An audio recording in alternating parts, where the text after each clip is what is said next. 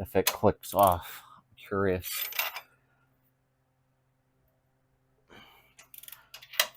No.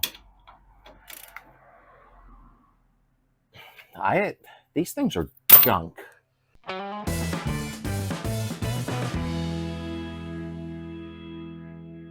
Welcome back to the community, everybody, and thank you all for being part of it. If you'd like to make a donation, buy a t-shirt or sticker to help with the DIY videos, I'd appreciate it down in the description below. All right, today we're going to go ahead and install the beam. But first, do you have your new subscription to VW Trends magazine? Please go down in the description and get yours. They're back in action. They've been back for a little while. What a great magazine that we've had from our youth. Yes, make sure you grab your subscription. Awesome magazine. All right, so Romeo, a friend of mine from up north, had posted saying, yes, if you remember, when I removed the beam, the incident. Oh boy. Ah, got my hand stuck.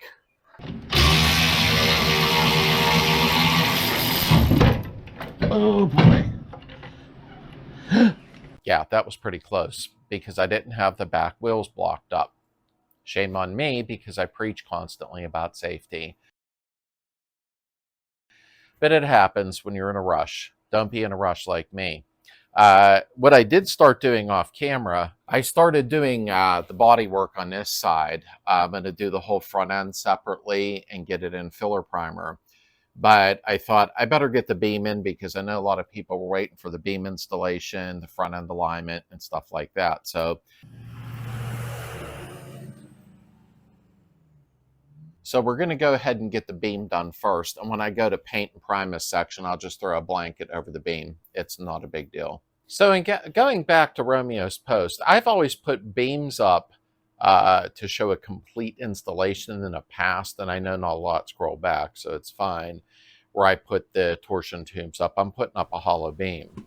This was from a previous video, and you can tell that I went ahead and had the complete beam assembly video I did. So the beam was empty, and you can see how easy it was to just put it right up inside. So they're much easier to lift. I tried to do this fully weighted. Just this here is heavier than it looks. So I pulled them off of both sides, and it will make it a lot lighter. I was lifting it up earlier, and I'm lifting the engine stand too, so it's not as bad. If it seems wonky when I'm trying to get it up in, then I'll pull the spindles off and pull the shocks off. But it should be okay, though. I'm going to go ahead and put this in, and I figure I'll just cover it with a blanket when I'm doing my, spraying and primering and sanding. I definitely want to show some bodywork videos. People seem to like them. So I'm definitely going to continue on, get the beam in, get it aligned, finish our dash up. I got a massive surprise coming up with the dashboard, thanks to Mike Sell, a donor. So let's go ahead and get on this. I will do bodywork videos again, too, to show you the Rust-Oleum project. So let's get started. Now I have all my stuff prepped. I am going to run caster shims. They look like this. They actually go in the bottom of the beam. You'll see when I'm putting them in because I'm lowering the car down in the front, and I won't go into a whole explanation. I've done a video on this. I will put a link in the description on caster shims instead of repetitive crap from me, but it's okay. You can go down there and get the whole justification of it. I'm going to go ahead and do that. Let me get my tools ready. We're going to get under the car and get this mounted. If you are using caster shims and you decide to go that route, you have to use a longer bolt. They do sell them specifically for that online. I'm going to go ahead and get this off the stand and get it all set up so we can get it up in the air.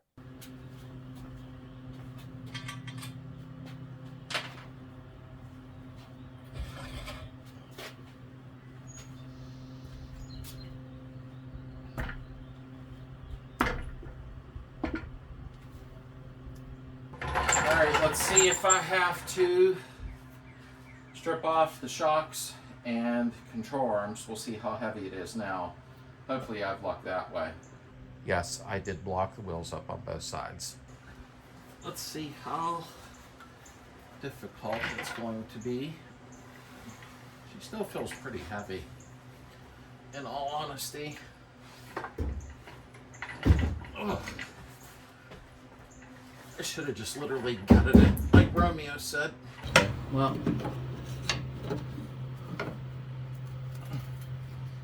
I'll do this instead.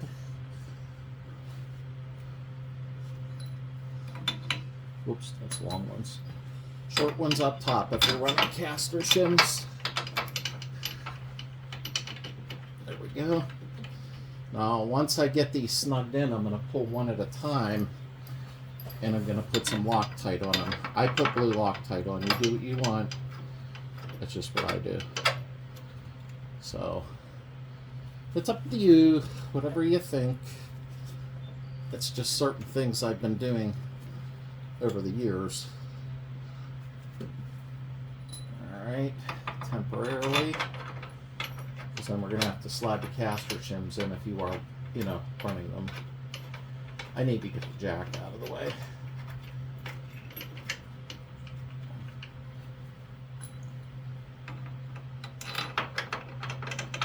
I will admit, when I did the other one, where I put it in without the torsion leaves and everything in it, yeah, you just lifted it right up by hand and put it in place, but I didn't want to do another whole video on that when I already have one. So let's take the jack down very slowly with these when you're using screw gun.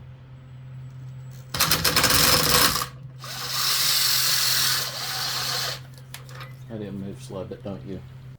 Alright, so sometimes it happens. I must have messed up and I forgot to turn the microphone on for like 30 seconds. So what you're seeing is me taking the little rubber pads, the little plates, and so on, and bolting the tube down to the chassis, or I should say bolting the tube up to the chassis. But you don't want to tighten them down completely yet. So you're just basically putting those in, cranking them down, but don't make them real tight. I'm going to loosen the top just a little. Okay, that was too much.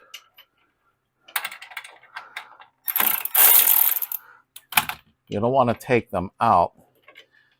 You just want to loosen them so you can tilt the bottom out if you're lowering your car, that is. A lot of people, and I won't get into all that now, like I said, I promised, run caster shims on stock ones too, because they help keep the car from wandering down the highway. So, as I said, I did a video on it. If you want to look at it, that's up to you.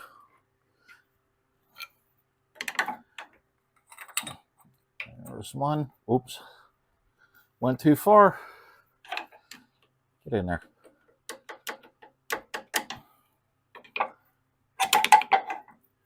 Yes, pinch your finger. That makes sense. There's one.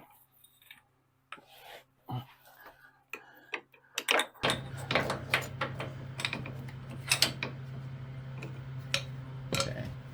And there's two. This will help keep the car from wandering, going down the highway when lowered. So I'm going to go ahead now and do my Loctite. So let's pull one at a time. I'll move quickly so you don't get bored and start complaining.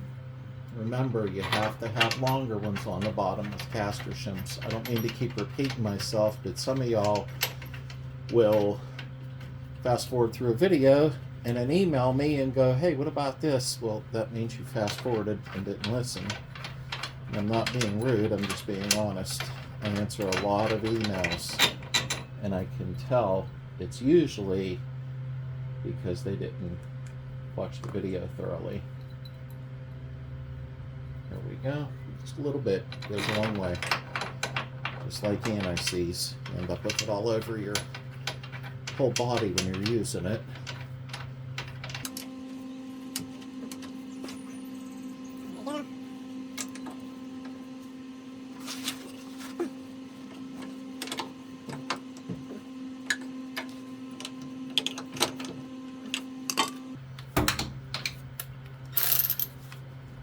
Okay, we're just going to snug them. Crisscross.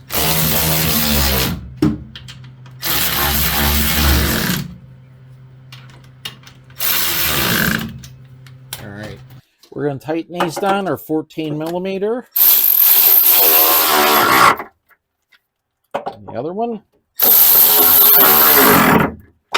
Okay. Now, the 4 bolts that hold the front of the beam to the frame head are torqued to 36 foot-pound. But here's the catch.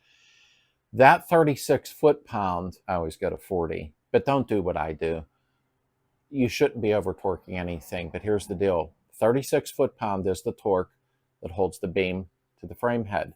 That's only if the threads are clean. So remember that when they were making these torque specs in Germany, the bolts, the frame head, everything was new. So that's nice, clean threads. That's why I say go ahead and wire wheel your bolts so the threads are completely cleaned, and also the threads inside the frame head. You can run a chaser through it or a tap if you know the right size. Don't mess them up. Once your threads are all cleaned, 36 foot-pound is plenty. Old school. Works good, actually. I'm actually going to use my old school one, and I want to test my Harbor Freight when I have one of them Pittsburgh ones. I don't think it's very good. I did get a new one of the ones that beep and everything. I still didn't put the battery in or set it up yet. I know.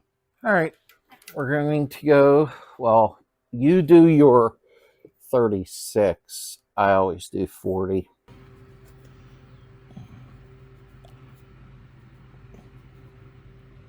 We're at 20, off camera.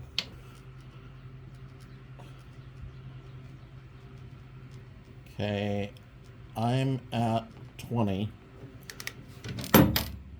I'm going to crisscross just because I do. This one up here is a pain because the torque wrench don't fit up here real good.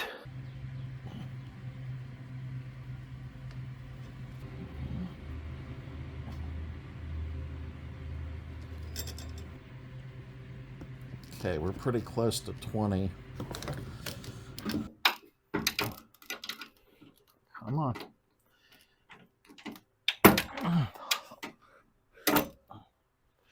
Oops, that one was really loose. Probably because the others are getting tightened in instead of trying to turn the torque wrench 50 times.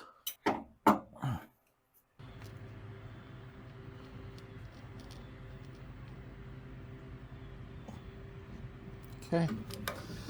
All right. Now you're going to go, if you can get this back off of there.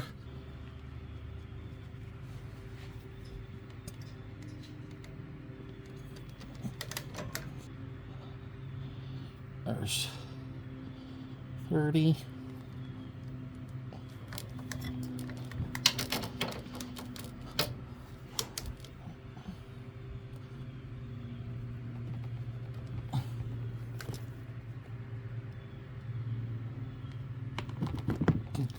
Like I said, I go 40, you go 36.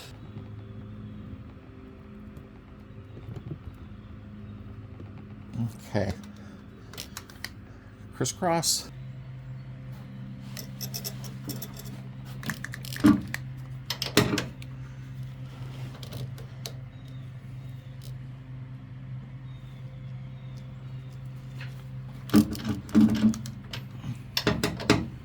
Quick because got a little ways to go.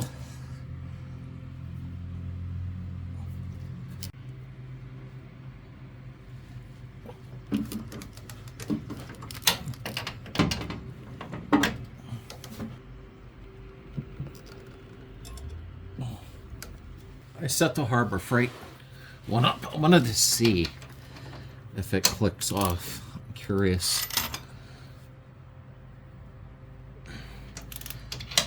No. These things are junk. Okay. I forgot to hit record, but I'll double check them. 14 to 20 pound. And almost there. There we go. You know, my car's going to be white. The motor is red. So I thought, why not with red? You know what I mean? So it looks better than I thought. This is all dirty. It shines, believe it or not. Okay, we're going to go ahead and start putting the spindles on. Get that out of the way, the brake lines, blah, blah, blah. Let's do that next. On your spindle, when you're putting it on, you have your upper and lower ball joint. Your upper, lower. You have two different size washers. The big, thick one goes up top, and the little poopy one goes on the bottom. I'll show you more putting it together, but I wanted to physically show you them. That one on top, that one on the bottom. One thing you want to do, this is your adjuster, and we're going to be doing a front end alignment. This is your adjuster. You want to grease this up so it turns smoothly inside the spindle when you're adjusting the camber. So we're going to put a little grease around here. I'm surprised this was the complete beam in the box that they didn't grease this, but maybe they didn't feel the need to. Who knows? And I'll grease the spindle part too. So let's go ahead and set it in place. Thank you again, Romeo. I appreciate you, my friend. You lightened my workload up. I mean, I should have known in the beginning that I was trying to be muscle man. Well, getting older. You get it. I just want to get some grease in here. I want it to turn nice and easy while I'm adjusting the front end. So that'll help a little bit anyhow. All right, let's set the bottom in place first. Oh, yes, there was a lot of weight on there. Let's get our nut and washer started. Remember, smaller washer on the bottom.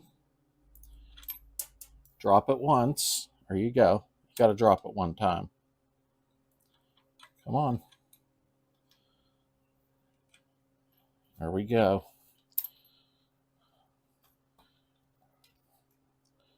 All right, let me crank it down a little bit.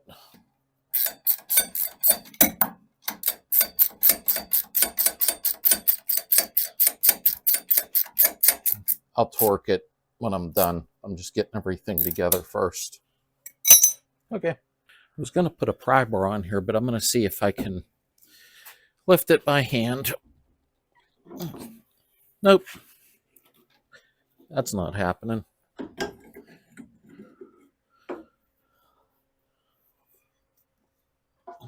Come on.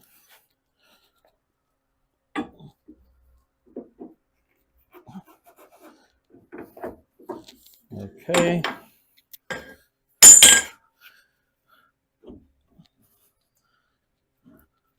There. Again, you're tired of hearing me repeat myself. Keep dropping stuff. Bigger washer on top.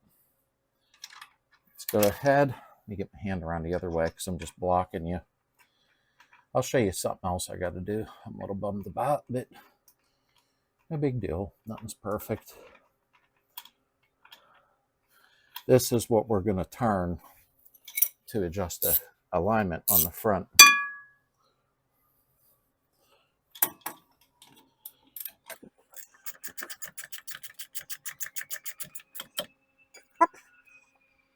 Okay, I'm not going to overdo it because I'm going to need to turn that for the alignment.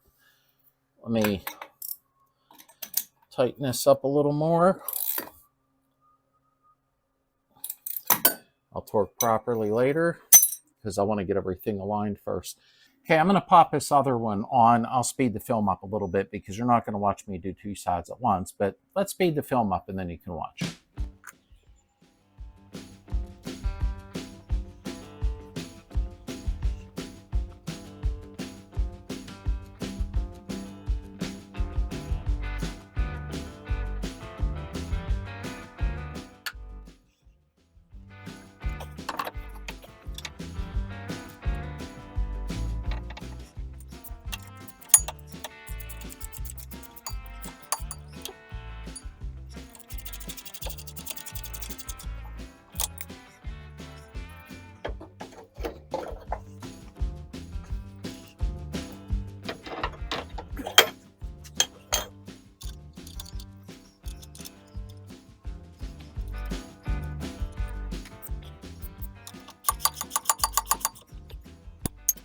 Okay, remember, if you're going to do a front end alignment, do not crank this real tight because you're going to need to turn the adjuster for the camber. So snug it up, snug that up. I'm going to torque this down in a little bit.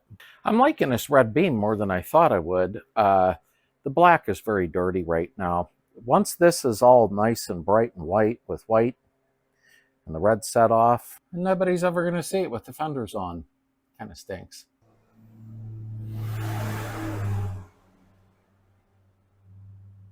Next is the steering box. Now, I did not clean mine and paint it, although I did take it apart, clean it up, and put new grease in it. Putting the steering box in, we have a clamp. All right, so there is the clamp that holds on the steering box. And you see two numbers, 13 and 14.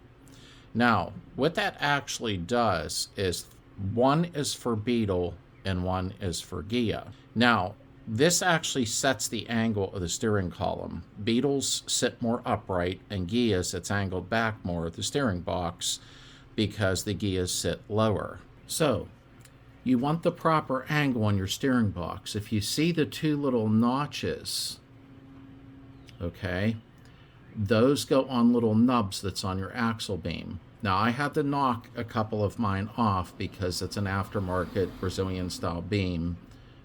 So I had to knock them off. I'll weld new ones on later so that it goes in the same place all the time.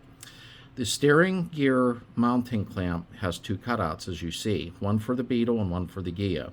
If you're installing this clamp on a Beetle, okay, on the axle tube, make sure the arrow at 13 points towards the front, forward. So I hope that made sense.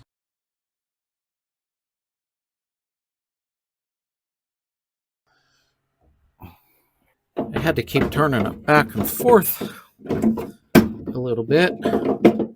Scratch the beam up. There we go. Okay, so we're going to get under and put the clamp on it. That was some fussing around. Now, what you can do is put your steering box on your beam before you put it up in.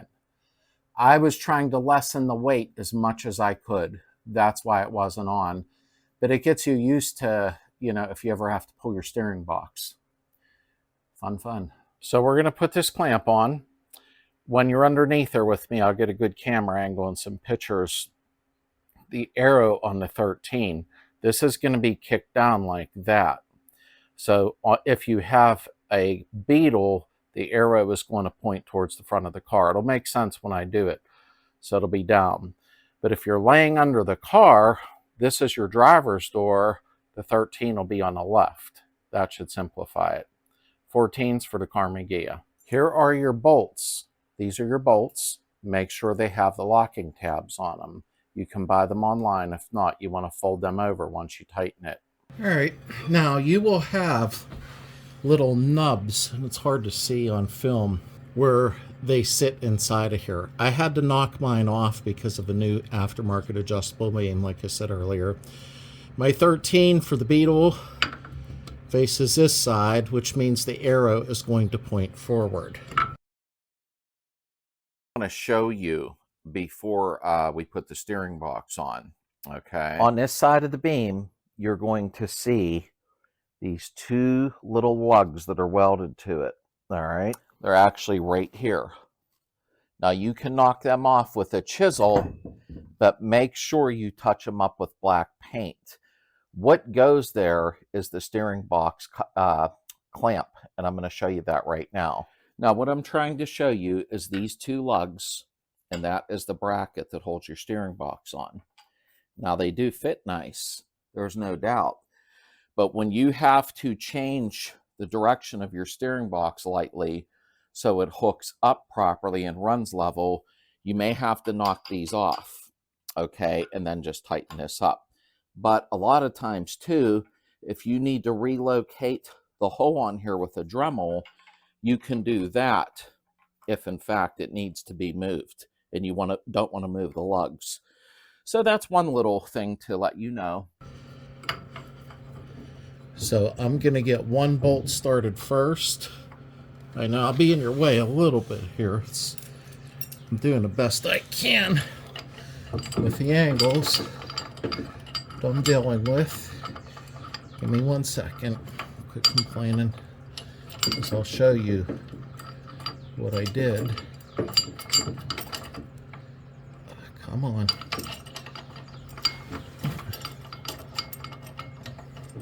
It's hard to reach around the camera up in. There we go. Got it started. Okay. So you're starting your top one in. Okay. Now we got to start our bottom one. I have one nub on there.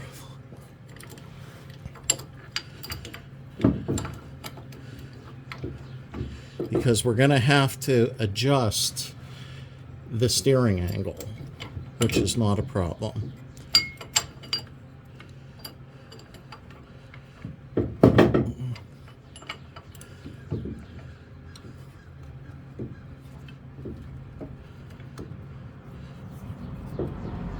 Move that over so we can see our bolt hole. Hopefully this one starts a little easier.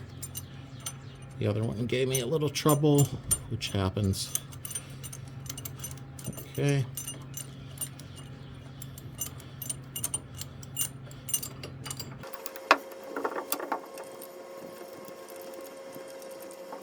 I can see where the old nub was that I knocked off, because it was just a little bit off. So I am going to weld some new ones on her eventually. I'm just getting everything set up now. I should have done that before I painted the beam, huh? Would have been a good idea. Okay. I'm going to set this to where the nub was. There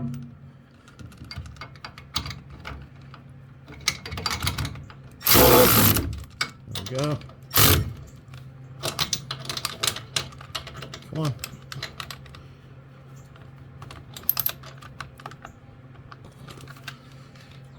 There. Let me look up top. Now this is just snugged up right now, okay, because I'm going to have to adjust it for the steering column, since the nubs don't line up like a factory beam did with the slots in here. Now we're going to do the tie rods and the steering dampener. But wait a minute, before I line the front end, you all know I'm redoing the dashboard. I removed the pad, did the metal dash. I'm not done with it in there yet, but I am going to slam the steering column in to do the front end alignment, and then I can pull it back out. It's not a big deal. So let's get the front end parts on. All right, let's do our passenger side tie rod. Spin our little nut off. Make sure that right here goes towards the driver's side. Slide that in there for now. Just spin the nut on. Just keep it in place, that's all. Come to the passenger side.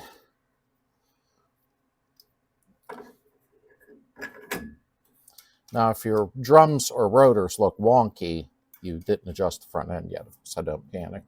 All right, let's sneak in here. Spin that nut off.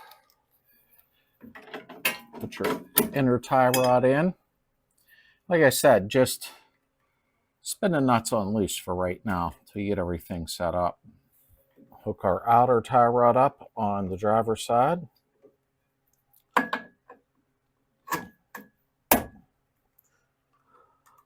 Whoop. Had the nut upside down. Locking nut. All right, let's put the steering dampener on. Let me put this out of the way here. There we go. Here is your steering dampener. Make sure you have a locking tab on that also.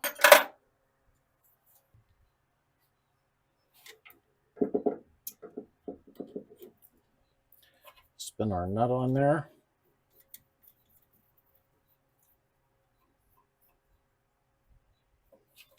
There's a little locking nut. I'll just spin it on a little for right now because I will lose it if I leave it laying around. All right, you're going to see the part that you can bend up and around to lock the nut, and the other side will have a flare. That's going to go like that. Okay. Slide it on your dampener. Might have to pull this a little. Drop it once. Take your bolt. clamp wasn't lined up. There we go.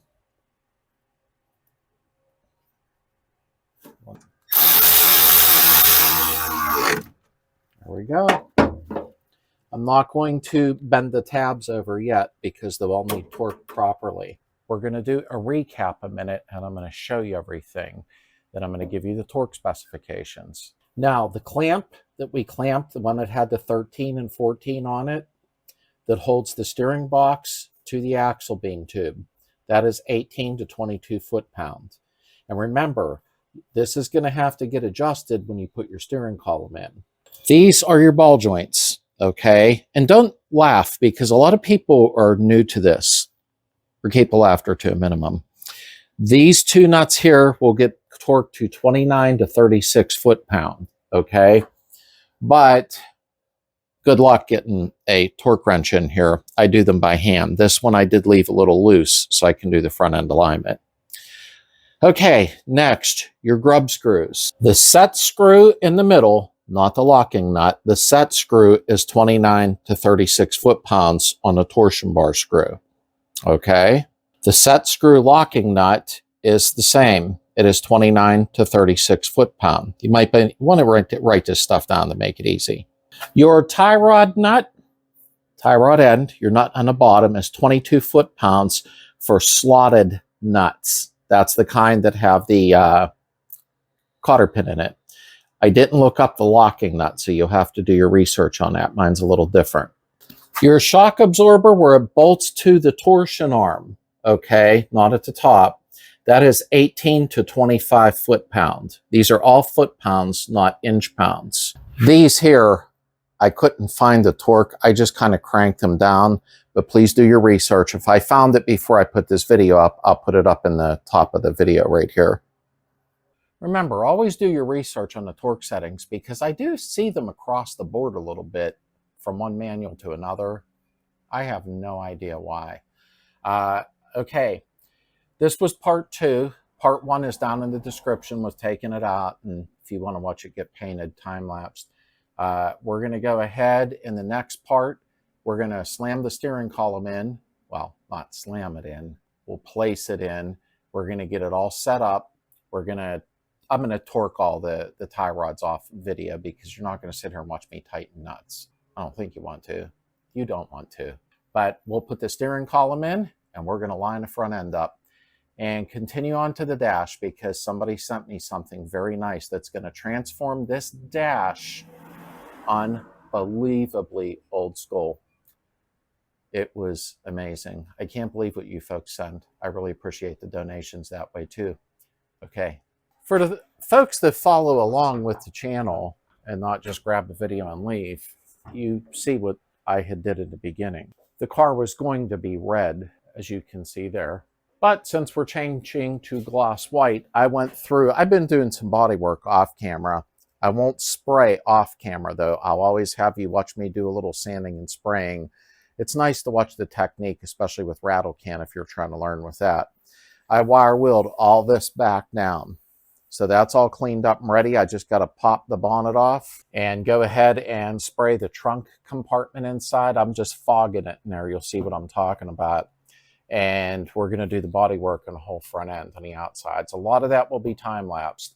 But when I'm spraying primer, spraying paint, I don't time-lapse the spraying part. So you can watch the flash over time and how long to wait, watch the technique I use. Not that it's anything special.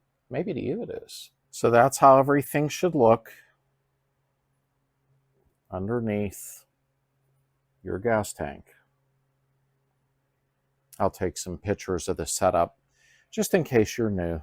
And it don't matter if you have drums or rotors. It's the same hookup style, so you have nothing to worry about. So that was part 2, and I just wonder where my other glasses went. Part 3 will be front end alignment, steering column install, and adjust. So hang in there. We're getting there. Like I said, I'm doing body work on the side, but I will show all the spraying techniques and things like that. So Sunday night, 9 p.m. Eastern. Don't forget to be there for our live chat this weekend. It's in the garage. See you soon.